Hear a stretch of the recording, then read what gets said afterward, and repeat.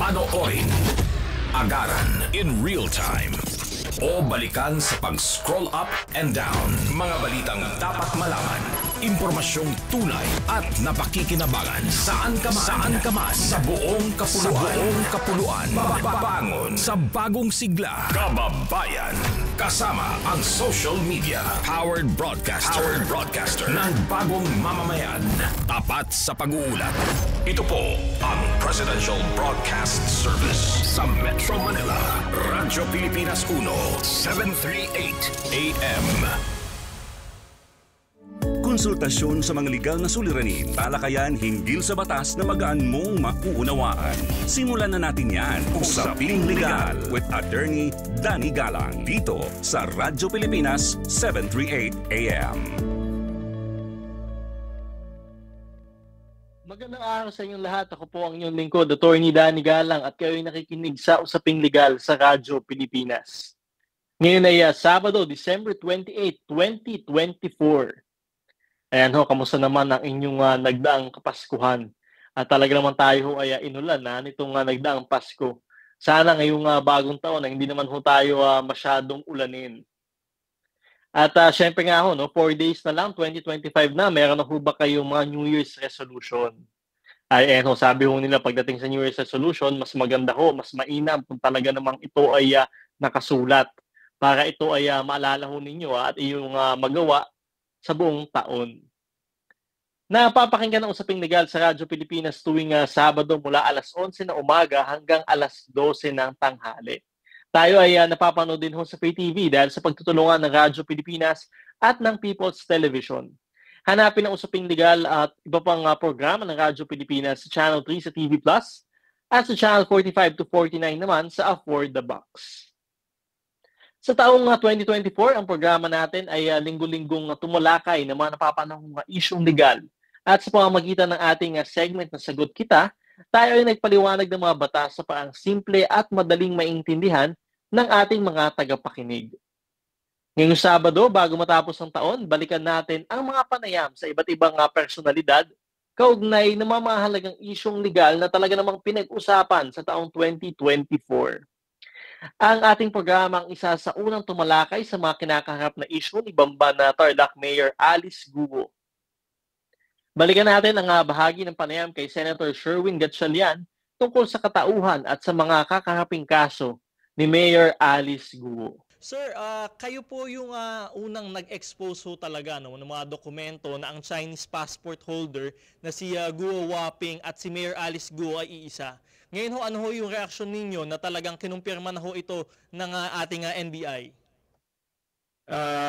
I'm sure you very well know, Attorney Danny, na wala nang kawala dito, wala nang kaduda-duda. Sabi nga ni Director Santiago ng NBI, infallible itong ebidensya at pag-matching nila ng fingerprints. Infallible meaning walang pagkakamali dahil tama siya, no? Itong pag-matching ng fingerprints, gold standard to internationally at ginagamit to sa maraming krimen at maraming kaso at ginagamit to sa pag-identify, paghahanap ng mga tao o pinamatch natin yung identification ng mga tao. Kaya wala nang kaduda-duda, 101% na si Alice Guo ay si Guo Huaping and vice versa.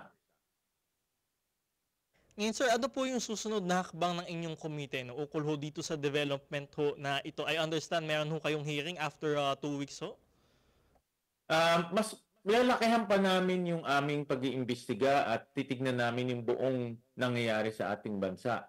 Dahil nga napatunayan natin ngayon na ito na siguro yung pinaka-high profile ng isang late registration na naabuso. Alam natin may mga late registration pero ito na yung pinaka-high profile pagdating sa late registration. Ang tingin ko, ito ay isa lang sa marami pang Alice Guo na umiikot na naglalakad at nagnenegosyo dito sa ating bansa. Ibig sabihin, maraming dayuhan tingin ko maraming dayuhan umabuso rin itong late registration natin. At dahil naabuso ito, sila ay naging Pilipino, nakakabili sila ng lupa, nakakapagtayo sila ng kumpanya, at ito ay isang malaking problema sa ating sistema dahil in the case ni Alice Go, nakatakbo pa siya bilang lingkod bayan ng ating bansa, naging mayor pa siya. At tingin ko kung hindi natin na-expose si Alice Go, baka naging congressman pa siya, naging governor, baka naging senador rin o iba pang posisyon dahil siya ay kiniklaim niya sa sarili niya, siya ay isang Pilipino. Ayan nga ho, Senator, talagang nakakatakot nga ho yan. Talagang marami pa hong marami posible. at Marami marami pang na rin Alice Go na nagkalat talaga dito sa buong Pilipinas. Sir, sa tingin niyo ho ba, voluntaryo pa hong dadalo si Mayor Guo sa mga pagdinig niyo ho sa Senado? Tingin niyo ho ba nasa Pilipinas pa ho siya?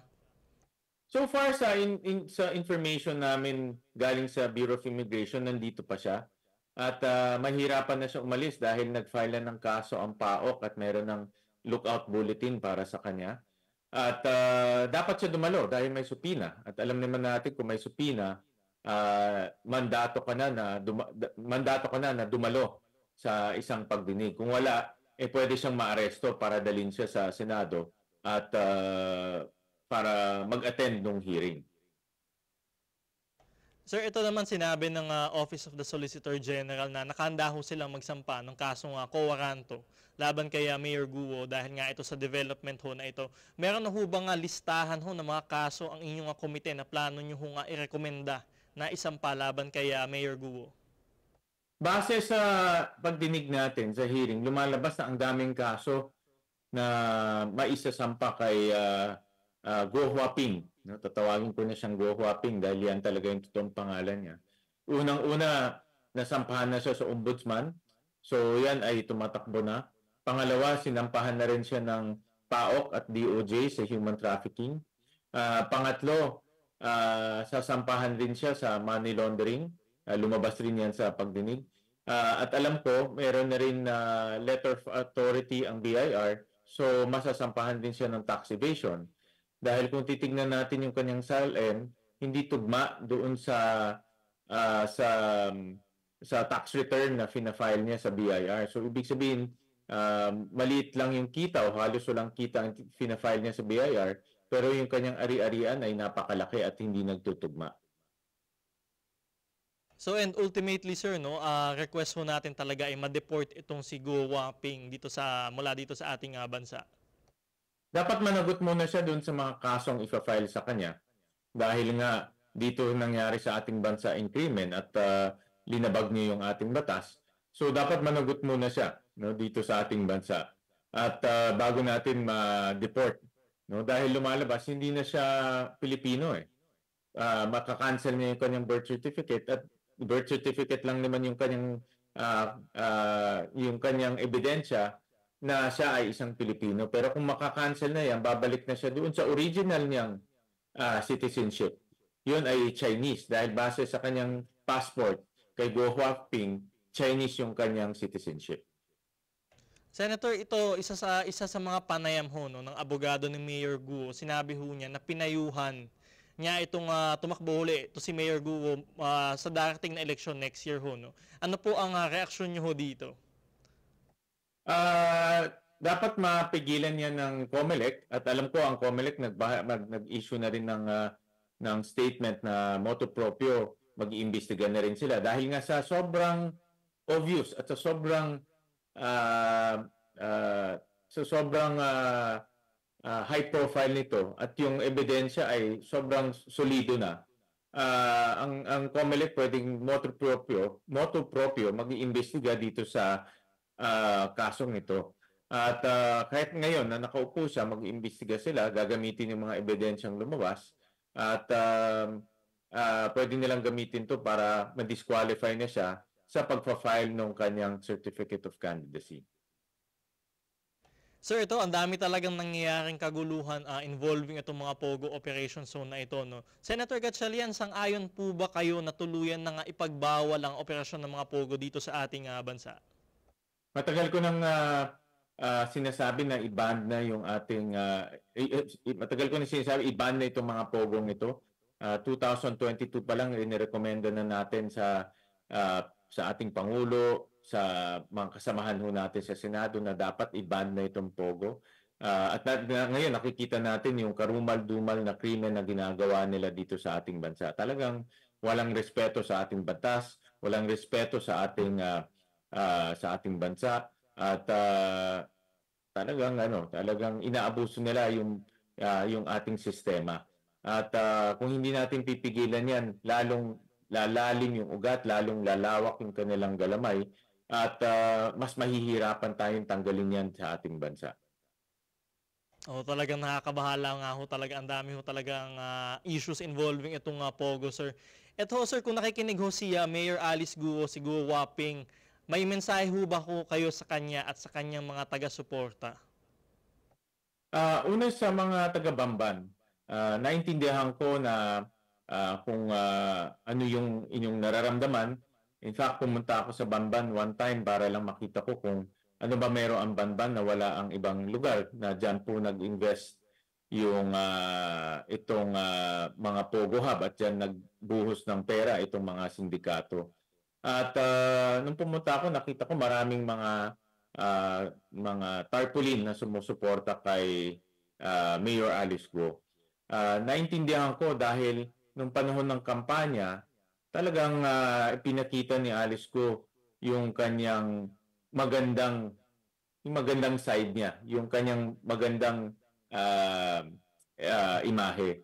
Pero sa likod ng magandang imahe na yon ay isang taong araw-araw, ora-oras, segundo-segundo nagsisinungaling.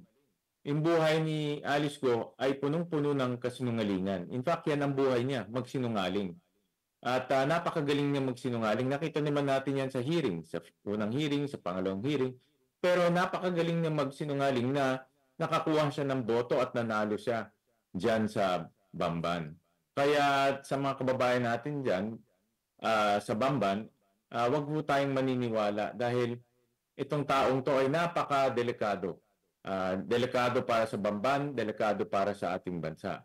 Dahil ako, naniniwala ako na siya ay inilagay ng mga sindikato dyan sa Bamban para protektahan yung kanilang investment, protektahan yung perang ibinuhos nila sa Bamban.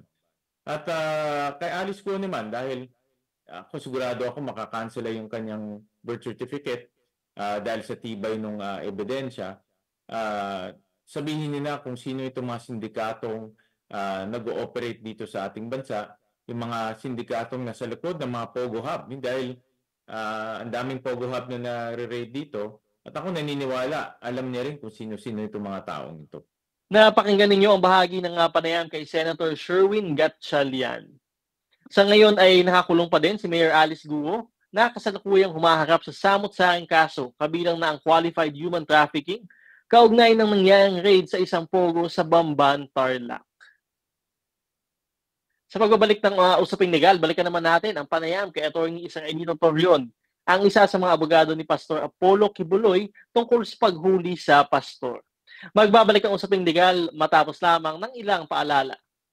Sa komentaryo, patas at matalino. Alam niyo naman, both houses dapat yan eh. Hindi naman po pwedeng dyan lang sa Senado, hindi naman po pwedeng dito lang sa Kamara. Sa dami po ng mga magsasaka na nangangarap na mabigyan po ng pagkakataong maibenta kanilang mga produkto dito po sa Maynila. Fake news, binubura, tinutuwid mga binaluktot na balita. Na-interview pa nga natin ng PhilHealth dito. Pinupush nga po nila yung karagdagang premium. Ayon sa FDA kasi ay ginawa, alisunod na rin tinatawag na Create Law. Radyo Pilipinas, 7:38 AM. Sa balita't impormasyon, tapat sa pag-uulat.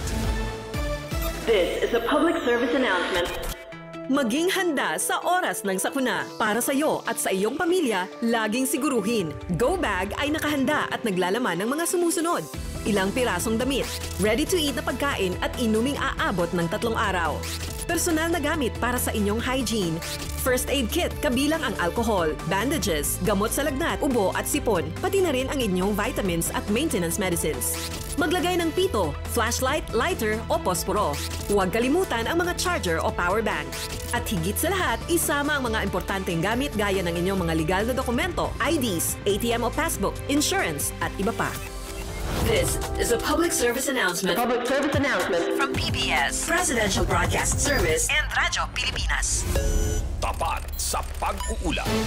Radyo Pilipinas. 738 AM. Tugon sa mga katanungang naaayon sa batas ang ibibigay. Usaping Legal. Kasama si Attorney Danny Galang sa Radyo Pilipinas. 738 AM.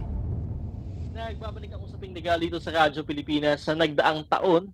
Ang programa natin ang naghatid sa inyo ng mga pangyayari sa pag-aresto at kalaunang pagsupo ni Pastor Apollo Kibuloy. Balikan natin ang bahagi ng panayam kay Attorney Israelito Torion, ang isa sa mga abogado ni Pastor Kibuloy, tungkol sa mga pangyayaring naganap sa paghahain ng warrant of arrest sa pastor.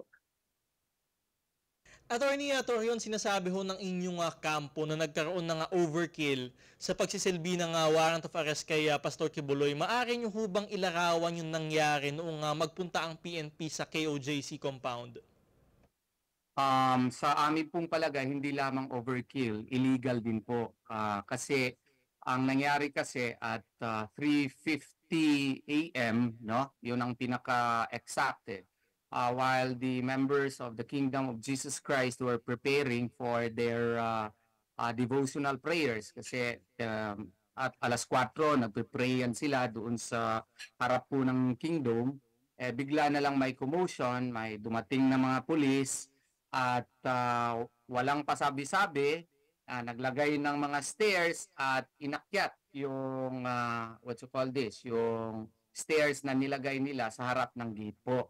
And then, while it may be true na may isa na kumausap doon sa gwardya, pero sabi nung gwardya, pwede ba nating hintayin yung mga abogado namin? Kasi hindi naman ako makabigay ng pahintulot po sa inyo, sabi niya.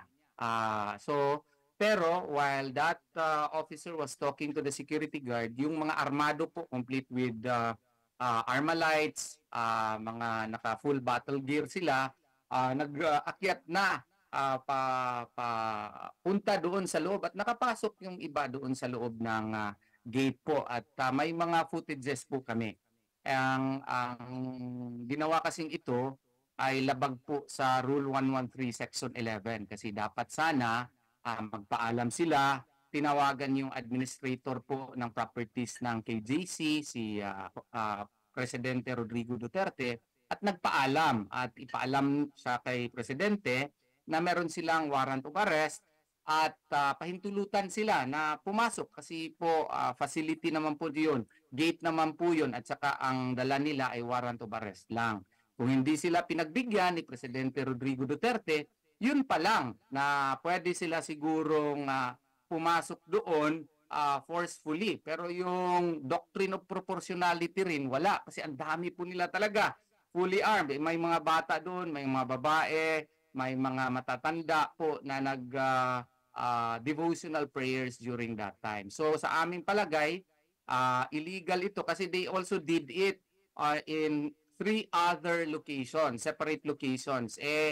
Imposible naman si pastor na nandun at the same time sa 4 other locations kasi you can only break entry pursuant to Rule 113 Section 11 po if you have reasonable grounds to believe that the person to be arrested is in that facility. Sa nasabi ko na, imposible naman na sa 4 other places at the same time nandun po si pastor. So sa aming palagay, hindi lang talaga overkill, illegal po yun. Alright, sir. Nabanggit nyo na rin ho kanina, no, attorney, may mga bata ho at matatanda. So, ibig sabihin ho, dahil yung mga bata at matatanda ay nasa kanilang devotional prayer noong mga panahon na yun at hindi ho talaga ito ginamit ng Kingdom of Jesus Christ para gawing pananggalang ho. Kasi yun ho yung lumalabas sa mga ibang reports. Hindi po, kasi yung mga taga-Davao na mga pulis, alam nila na marami pong nakatira sa sa facility po sa KOJC sa Buhangin.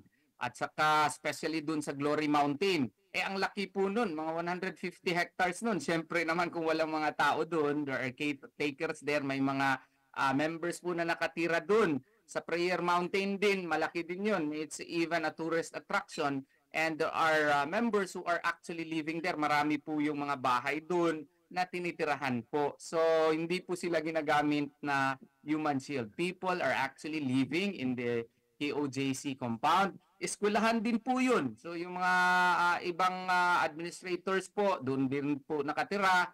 At saka may mga dormitories din po sa KOJC Central. So, kaya imposible na gawain po silang human shield. Ang problema lang kasi, yung pina-implement, hindi po mga taga Davao eh. Parang wala atang mastery or even knowledge of the terrain. Diretso lang sila, hindi nila alam yung ano yung pinasok nila. We were informed na it was only when they arrived in Davao City, no, that they were told to serve the warrant of arrest. Walang proper procedure ata na nagawa, kaya walang proper seminar. Hindi pa magkatugma yung mga sagot kasi sa Glory Mountain, ang sabi dun sa representative namin doon, search warrant daw yung dala nila pero wala namang pinakita. Pero dito sa KOJC Central, when I arrived, no, medyo late na ako nakarating, ang pinakita sa akin at hindi ang sabi lang is arrest warrant. Kaya nga sabi ko, would that be proper that you would be searching particularly each of the rooms in schools, in a school, no, and the dormitories, lahat po ng mga rooms pinasok by merely armed with an arrest warrant. Nagtuturo po tayo ng batas para hindi talaga po tama. And attorney, sinabi naman ho ng PNP na yung operasyon nila ay sumunod sa batas. At sinasabi naman ho ng DOJ ay si Pastor Apollo Kibuloy ang may kasalanan kung ba't naging ganito ang pag-aresto ho, tangkang pag-aresto sa kanya. Ano po ang masasabi niyo ho dito? Opinion po nila yun, pero baka nakakalimutan nila na kung ikaw po ay akusado ng isang krimen, you have options under the law. Ang option kasi na exercise ni Pastor, no, after we have presented to him his remedies, is to question the finding of probable cause po doon sa Department of Justice. Karapatan po natin yan kasi ang nangyari po dito, ito pong kaso na rape, human trafficking, physical injuries, na-dismiss na po ito 2 beses sa Department of Justice sa Davao City. At saka nag-petition for review sa Department of Justice. Pinatulog po ito for more than 3 years. Ang PI po dito, more than 4 years po. So, in accordance with Tatad versus Sandigan Bayan, Kagang versus Sandigan Bayan, Katamko versus Sandigan Bayan, parang na-violate po ang right ni Pastor to speedy disposition of cases. So, karapatan talaga niya mag-file ng motion for reconsideration. Now, yung motion for reconsideration po ay hindi pa po, na-rule hanggang ngayon. Hindi pa na-decidean po. And nag-file din kami ng motion to quash doon po sa mga korte po para i-question yung information and in effect yung warrant of arrest. And sa it may be denied, so nagpunta po kami sa Court of Appeals, nag-petition for certiorari, baka pareho po yung kaso namin kay Senator Lacson noon na in 2010, kinistyon niya yung finding of probable cause sa Court of Appeals at napa-nullify po ang information at saka warrant of arrest for utter lack of probable cause. Sa amin po, dalawa po utter lack of probable cause at saka yung violation po for speedy disposition of cases.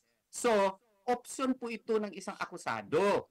Magiging uncomfortable lang siguro sa kanya kasi may maghahanap sa kanya, pero it is a fact that under our rules, under our jurisprudence, na karapatan din niya po yun.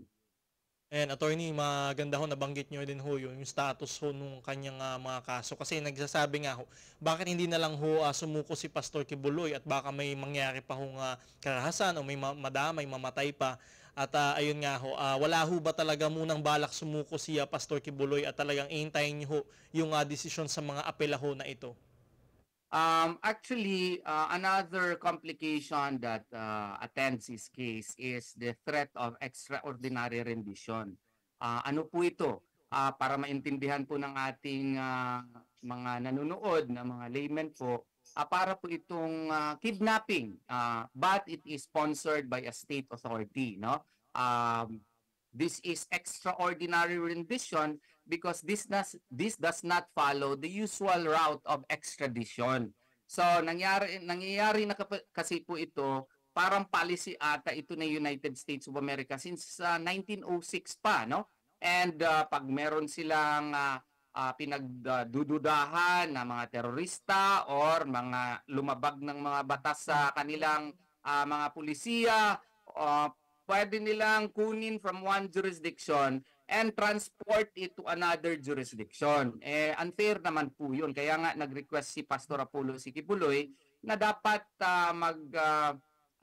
palabas ng official declaration po ang ating gobyerno na hindi i-allow, hindi payagan yung United States of America to interfere in our domestic concerns or domestic activities, no?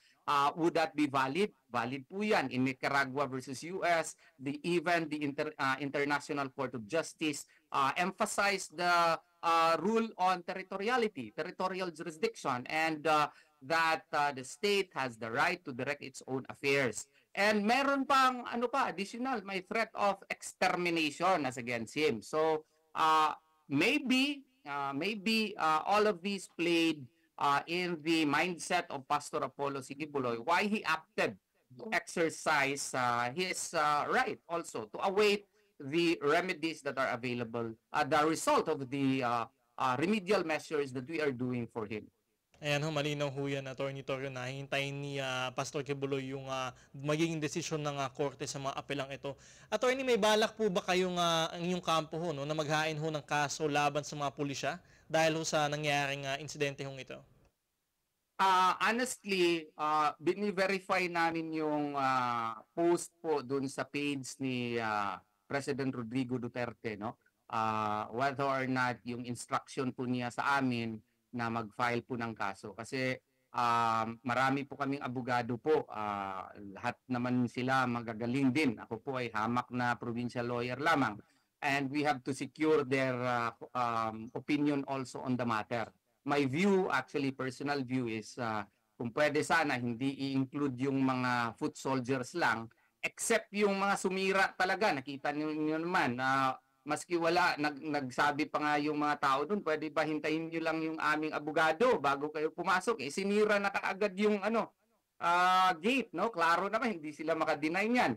Yung iba naman, umakyat na kaagad at nanuntok pa doon sa aming mga miyembro. Yung mga nanuntok at sumira ng gate, siguro mahirap na siguro advisean yung ating mga kingdom authorities na hindi sila filean because they are active players in the violation of the human rights of the members of the Kingdom of Jesus Christ. But of course, ako naman ay abogado lamang kung anong instruction po ng ating principal ng ating kliyente, yun po ang masusunod. At kung ma-confirm po namin yun, wala po kaming magawa. Trabaho lamang po. Magpa-file talaga kami po ng kaso. Attorney Torion, sa pagkakaalam niyo ho ba, nasa Pilipinas pa rin ba si Pastor Kibuloy at ano po ang kasalukuyang disposition ho niya sa mga kaganapang ito? Honestly, I do not have any contact with Pastor Apollo Sikibuloy prior to the issuance of the warrant of arrest of the Senate. No? I only communicate with his leaders po. Ang nakaganda lang kasi parang clairvoyant si Pastor when I had that discussion with him, no, together with other lawyers, dinala po niya ako sa labas at kami lang dalawa nag-usap together with at after about an hour, sumali na kami ng tatlo ni Barangay Kapitan Crescente Canada. And we had a long discussion, siguro mga 3 hours siguro, na foresee na niya, pag ganitong mangyari, Bobet, ganito ang gusto kong mangyari, ganitong sasabihin mo, ganyan-ganyan. So, kaya I am confident as to what to say kasi po nanggaling po yung prior instruction sa akin po ni Pastor. So, I have been in his lawyer for quite a time. Sa lahat po kasi sa amin, ako ata ang pinakamatagal na abogado po niya. So kaya nakakapagsabi ako. But as to recent communications, wala po talaga. I receive my communications, instructions from the authorities of the Kingdom of Jesus Christ. Napakinggan ninyo ang bahagi ng panayam kay Attorney Israelito Torion. Sa ngayon ay nakakulong si Pastor Kibuloy at nahaharap sa iba't ibang kaso gaya ng qualified human trafficking. Tuloy na tuloy pa din ang pagtakbo ni Pastor Quiboloy sa Senado dahil ibinasura ng COMELEC ang disqualification case laban sa kanya ngayong buwan. Sa pagbabalik ng usaping legal, balikan naman natin ang panayam kay retired Supreme Court Senior Associate Justice Antonio Carpio kaugnay sa hindi matigil na agresyon ng China sa Pilipinas sa West Philippine Sea. Magbabalik ang usaping legal matapos lamang ng ilang paalala. Sa paghahatid ng impormasyon, siguradong malaman at kapaki-pakinabang. Paano ba nakakaapekto ang social media sa parenting? Sinabi nating heart failure, hindi na maayos mag-pump. Prenuptial agreement. Ano ho itong kasunduang ito? Bakit mahalaga ito? Magaan na talakayan ng mga paksang hindi araw-araw napapag-usapan. Tampok natin ang isang uri ng sining na kung saan binibigyang buhay ang mga lumang litrato. Ito po ang inyong programa sa Lam Radio kung saan pag-uusapan natin ang iba't ibang mga talakayan, balita at mga impormasyon. Radyo Pilipinas, 7:38 AM. Sa balita at impormasyon, tapat sa pag-uulat. This is a public service announcement. Isang paalala mula sa National Telecommunications Commission, National Capital Region o NTC-NCR. Ang kanilang Oplan Contra Text Scams. Binabalaan ng publiko na sakaling kayo ay makatanggap ng kakaibang text messages sa mga di kilalang numero o di kaya ay mga text messages na may kahina-hinalang mga link. Huwag pansinin, huwag pindutin, huwag i-click ang link. Ipagbigay alam agad sa NTC website ntc.gov.ph o kaya ay sumulat sa kanilang email na contratextcam@gmail.com. Sa mga panahong ito, huwag padaya, maging wais na magla. Makibahagi sa Oplan Contra Text Scam. This is a public service announcement. From PBS, Presidential Broadcast Service, and Radyo Pilipinas. Balita, laging totoo. Impormasyon, detalyado at kumpleto. Serbisyo, tapat para sa bayan. Ito ang Presidential Broadcast Service. Tumutugon sa tawag ng pagkakaisa para sa bagong Pilipinas. Bagong Pilipinas. Tapat sa pag-uulat. Radyo Pilipinas 1. Radyo Pilipinas 738 AM. Sumangguni at pakikinggan. Mga karapatan pati na ang saligang batas ay klarong ipapaliwanag. Usaping Legal sa Radyo Pilipinas 738 AM. Nagbabalik ang usaping legal dito sa Radyo Pilipinas. Ito sa nagdaang taon, inihatid din ng ating programa ang talakayan kaugnay ng makailang ulit na pambubuli ng China sa mga barko ng Pilipinas sa ating exclusive economic zone, gaya ng naganap na insidente sa Escoda Shoal nitong nakaraang Agosto. Balikan natin ang bahagi ng panayam kay retired Supreme Court Senior Associate Justice Antonio Carpio kaugnay ng mga insidente na agresyon ng China sa West Philippine Sea. Unahin na po natin, no? Ano po yung reaksyon ho ninyo sa panibagong insidente ng banggaan ng mga barko ng Pilipinas at China at dito ho sa narrative ng China na ang Pilipinas daw ho ang may kasalanan sa panibagong insidenteng ito sa Escoda Shoal? Well, unang-una, very serious ito, no? Napaka-seryoso ito because it's the most serious incident so far. At saka second, yung yung hindi tayo ang bumangga sa kanila, klaro, very intentional yung pagbangga nila sa atin kasi binalikan nila tinamaan nila yung isang barko natin, Coast Guard vessel, tapos lumipat sa kabila, binangga ulit sa kabila. Third, merong mga journalists, foreign journalists on board and lalabas yung storya nila. So, I'm confident na lalabas yun, no? Na this was intentional on the part of China. So, ang question ngayon, anong reaction natin? Hindi na pwede protest na lang ito, no? Hindi pwede note verbal na lang ito. We have to go to an arbitral tribunal already. Kasi yung Coast Guard, civilian yan, no? That's a civilian agency. Under UNCLOS, pag military activity, walang jurisdiction ng UNCLOS tribunal. Kaya yung Ayungin Shoal, under the 2016 Arbitral Award, sabi ng tribunal, wala kaming jurisdiction.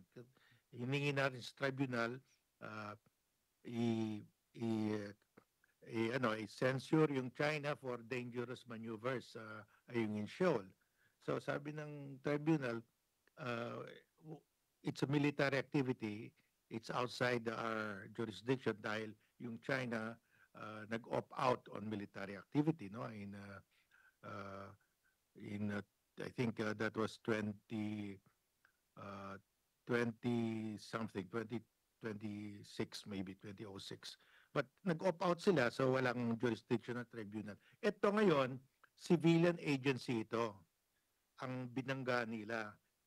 Coast Guard is a civilian agency. So pwede tayong pumunta sa arbitral tribunal at ablay ng China to demand damages and to declare again, that for the tribunal to declare again na exclusive economic zone yan, where they struck or kung saan nila binangga yung ating Coast Guard, that is an exclusive economic zone. Sa exclusive economic zone, may freedom of navigation. Kahit na anong bansa, pwedeng dumaan dyan, hindi pwede hintuin.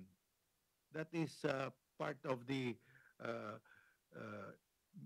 areas in the sea that there is freedom of navigation and overflight. Itong ginawa ng China, this also sends a message to other countries like the US, Japan, na pwedeng gawin din sa kanila. Of course, hindi gagawin ng China yon kasi malalakas ang mga warships ng mga bansa na ito. So, tayong binubuli ngayon. Anong reaction natin?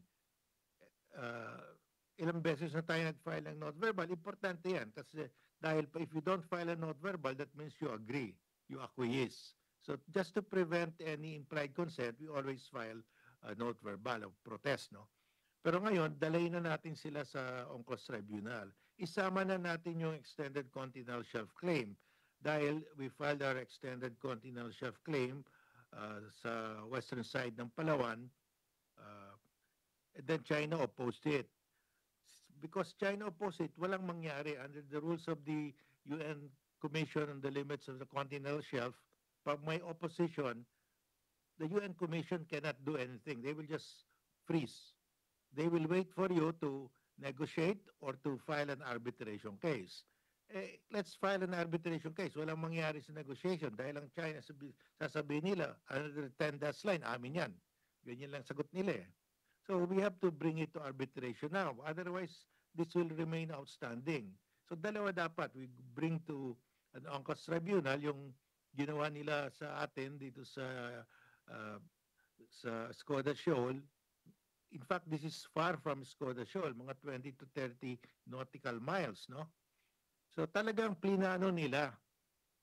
Hindi naman yung ship natin, hindi naman patungo sa papunta sa Skoda Shoal. Dumaan lang, malayo, 20 to 30 nautical miles, papunta sa Lawak, to resupply Lawak, no? Tsaka siguro Patag. Pero hinabol pa rin nila at binangga. So intentional talagang ginawa. This one will not be committed by the Chinese Coast Guard without instructions from above. Talaga may instruction ito para durugin tayo. Pag magpadurog tayo, ganyan mangyari sa atin. So dapat yan, we file another arbitration case and the world will rally behind that. Katulad ng 2012, when China seized Scarborough Shoal, hindi naman natin binangga yung China dahil, of course, mas malakas yung puwersa nila. Instead of sending the Marines to Scarborough Shoal, we sent our lawyers to The Hague to invalidate the 9-dash line. Ganyan gawin natin ngayon. Wala tayong talo pagdalhin natin sa UNCLOS Tribunal. Pero paglabanan natin sa dagat, mas malakas yung puwersa nila, talo tayo. So, dapat we should choose the forum. We should choose the battlefield. The battlefield where we can win. Huwag tayo pumasok sa battlefield na hindi tayo mananalo. So, dalayin natin doon. And dyan natatakot yung China. China is in dread na dalayin uli natin sila sa arbitral tribunal dahil alam nila matatalo sila eh. Alright, sir. Magandang punto din nga ako na sinasabi nyo nga ako talaga na sinadya ito ng China at may instruction ho talaga sa kanila Sir, yung sa arbitration case naman ho, no, ano ho yung magiging kaibahan ho nito kung sakasakali ng arbitration case ho na ito doon sa naipanalo na ho natin noong 2016? Well, the issue in that arbitration case, the primary issue in 2016, that our arbitral award in 2016, the primary issue there is whether the 9-dash line is valid to claim maritime resources, no, maritime zones and resources. Ito, the basic issue is yung we will recover damages for what they've done to our Coast Guard vessels. Kasi sinabi na ng Arbitral Tribunal, atin yan, that's our EEZ. Kahit na hindi atin yan, hindi pwede gawin ng China yan. May freedom of navigation eh. Alright, sir. Ang Escoda Shoal po ay nasa exclusive economic zone ho, no, EEZ ng Pilipinas. Ano pa ho yung dapat na gawin ng bansa para protektahan ang ating EEZ laban sa mga bansang gustong angkinin ito? Sapat na ho ba yung paglalagay ng BRP Teresa Magbanua sa Escoda Shoal? Well, yung Escoda Shoal is submerged, no? Even at low tide, it is still submerged. So it's really part of the EEZ of the Philippines. So ang pwede magawa natin, bantayan natin, put the Magbanua there for a long time, or we can put a structure. Dahil under UNCLOS, we are the sole state that can put up a structure in our EEZ, only the coastal state. So pwede natin tayuan ng, let's say, outpost, Navy outpost or Coast Guard outpost, dahil malapit yan sa Reed Bank eh. And Reed Bank is ang lahat ng maniobra nito, yung ginagawa ng China to harass us, is to prevent us from getting the gas in Reed Bank. So yun yung this is a shadow battle. Ang ano nito, the real objective is to scare us, to frighten us so that we will not get the gas in Reed Bank. E pag hindi natin nakuha yung gas sa Reed Bank, mag-i-import tayo ng LNG. That's 40% of the energy requirement of Luzon. Tataas yung power rates natin by maybe 50%. Yung mga foreign locators dito, they cannot compete with Vietnam or China. Aalis sila dito dahil malaking component yung power sa manufacturing. Tsaka inflationary yan. Mga workers natin will demand higher wages kasi pag tumaas yung power rates, apektado everything, no? Everything is affected. And sir, magandang punto din po, no, na talagang kailangan natin maglagay ng mga istruktura doon, light posts, mga lighthouses, even research centers. Sir, hindi ho ba ito lalong magpapataas ng tensyon sa West Philippine Sea sa kasalukuyan kung sakasakaling gawin ho natin ito? Well, kung tataas ang tension, hindi dahil sa atin. Because we have a right. Pag may right ka, you can put up what you want, no?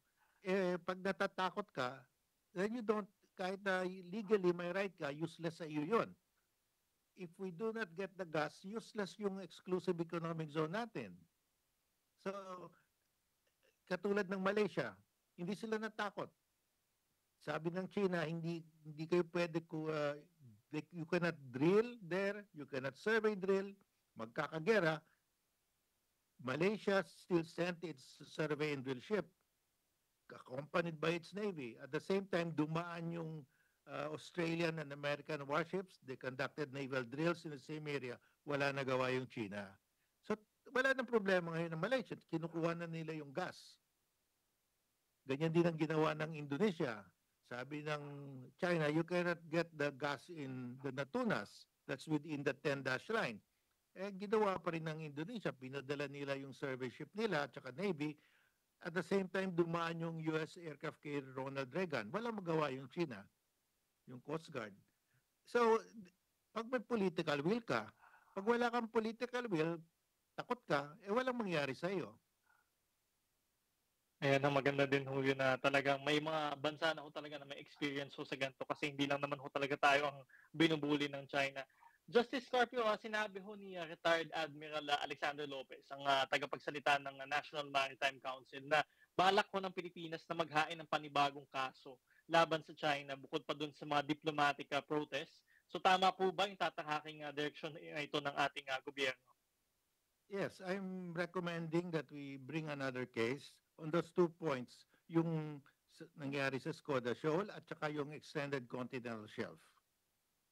Alright, sir. May mga nagsasabi naman ho no, na matatagalan daw ho bago ma-resolve ang problemang ito na natin sa China. So parang long term daw ho talaga ang problemang ito. Ano po ba dapat yung pang matagalang strategiya ho na gagawin ng Pilipinas para matigil na itong agresyon ito ng China? Well, gayahin lang natin ang Malaysia at saka Indonesia. Go there and get the gas. Pag nakukuha mo na yung gas, panalo ka na. Dahil the EEZ is about natural resources, whether you can exploit it. Pag papatay-patay ka o natatakot ka, di walang mangyari. Pag iniintay mo yung China to bless you, to say, okay, pwede ka na, hindi mangyari yon. Si Digong, former President Duterte, sabi niya, hindi tayo pwede pumunta dyan dahil magagalit ang China. Pag ganyan ang attitude mo, wala talaga. Talo ka. And to mention din nga ho, sir, nananalo tayo dun sa arbitration pero hindi nga po natin pinapatupad. Tama ho ba? Yeah, yung Malaysia, Indonesia, wala silang arbitration award. Wala silang nuclear armed treaty state. Wala silang mutual defense treaty with a nuclear armed state. Pero they have political will. And they're getting the gas. Tayo, we have the award, we have a defense treaty with the US, nuclear-powered state. Pero wala tayo, kulang ang ating political will. Alright, sir. And sa tingin niyo ho ba yung Amerika ay nandyan naman ho ba sa maklolo kung sakaling magkagulo man dito talaga, mauwi ho talaga sa digmaan itong nangyayari dito sa China? Well, yung Amerika, reserve na lang yan. Ang tingnan mo ng ginawa ng Malaysia, wala na namang war eh. Yung Indonesia, wala na namang war. China will not go to war, especially against us, dahil the last thing that they want is for the US to intervene in the South China Sea dispute. Pag alam naman nila, kita mo yung BRP Sierra Madre, ang dali nila kunin yun, i-atake nila, defenseless yun eh. But they do not do that dahil alam nila na we can invoke the treaty. Pero ang kulang sa atin, yung ating political will, wala. Napakinggan ninyo ang bahagi ng panayam kay retired Senior Associate Justice Antonio Carpio. Sa kasalukuyan, patuloy pa din ang mga insidente na agresyon ng China laban sa mga barko ng Pilipinas sa West Philippine Sea. Nitong buwan lang, inatake ng Chinese Coast Guard gamit ng water cannon ang barko ng Bureau of Fisheries and Aquatic Resources o BFAR na nagpapatrol sa Bajo de Masinloc o Scarborough Shoal. Eto, sa susunod na taon, asahan niyo ho na patuloy na tatalakayan ng ating programa ang mga napapanahong isyong legal sa ating bansa kasama ng mga personalidad na nasa gitna ng balita. Patuloy pa din na tutulong at magbibigay kaalaman ng ating programa sa ating mga kababayan sa Sagot Kita. At makikinig sa inyong mga opinion sa iba't ibang isyu ng ating lipunan sa Tanong sa Bayan. Maraming salamat sa lahat ng nagpaunlak ng panayam sa ating programa ngayong taon at nagbigay ng kanilang oras para sa ating mga taga-subaybay. Maraming salamat din po sa lahat ng ating mga nakasamang engineers at staff. Magkarinigan ulit tayo sa susunod na taon. Tuwing Sabado, alas 11 ng umaga hanggang alas 12 ng tanghali, dito pa din sa Radyo Pilipinas. 4 days na lang, 2025 na. Muli, ako po si Attorney Danny Galang, manigong bagong taon sa ating lahat. We know you're always on the go. Pero ang mahuli sa balita is always a big no-no. Kaya Radyo Pilipinas is here to keep you updated. Reliable news